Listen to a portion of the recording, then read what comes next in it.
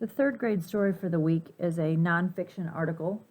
It's very short and it gives information about a real place, people, or things, and this is about saving the sand dunes. How can items be recycled to help the environment?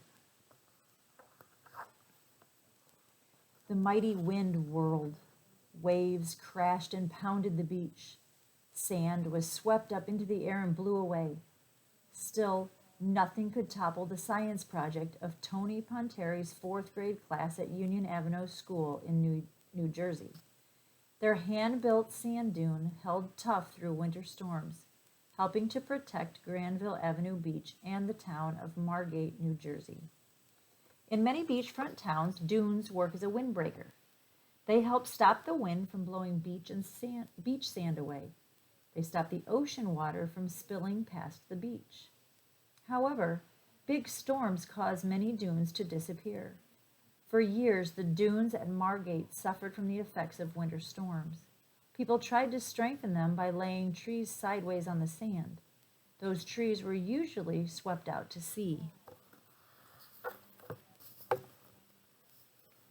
Here, students check on the trees they buried at Granville Avenue Beach.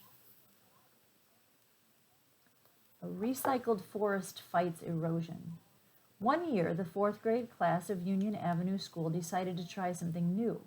The students found a way to reuse dead trees that are usually thrown away after the Christmas season. They buried the trees standing up in 3 trenches, each 100 feet long.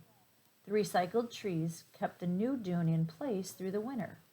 Big winter storms washed away other sand dunes, but the dunes at Margate held together because of the buried trees. Since it worked so well, the following year's fourth grade class decided to continue the project. By then, they had partners. Teacher Kevin Burns from nearby Brigantine Middle School had heard about the kid-made dune in Margate. He wanted his students to build one too. Because of the success of their plan, the kids got help from town officials.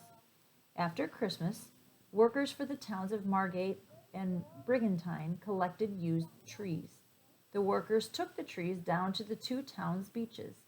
They dug 3-foot deep trenches. Then the students planted the trees. The trees were heavy, and some were bigger than me, said 4th grader Jim Abbott. But the kids had fun too. Sometimes we found Christmas lights, says Kara Wiener, another 4th grader.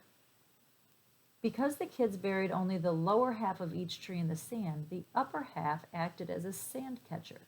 It trapped wind-blown sand until the tree was completely buried. The students then tied red ribbons to the treetops.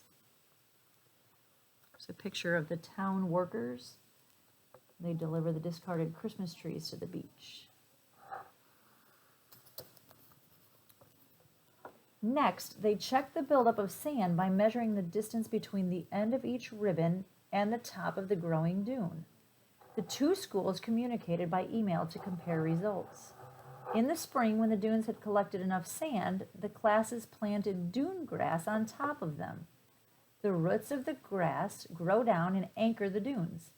Town workers then placed wooden fences around the sand to help pack the sand together so the dunes are protected. This is a home for native species. Sand dunes help protect the shoreline ecosystem. In some places, dunes are part of a nature preserve, but all dunes need to be protected. Dunes provide habitats for marine species. That's one reason to restore dunes that have been washed away.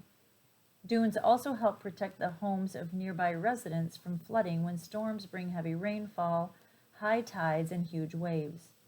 Dunes also keep the sand where it belongs, on the beach. Sand dunes are an important part of the beach ecosystem. So a lot of information there about sand dunes.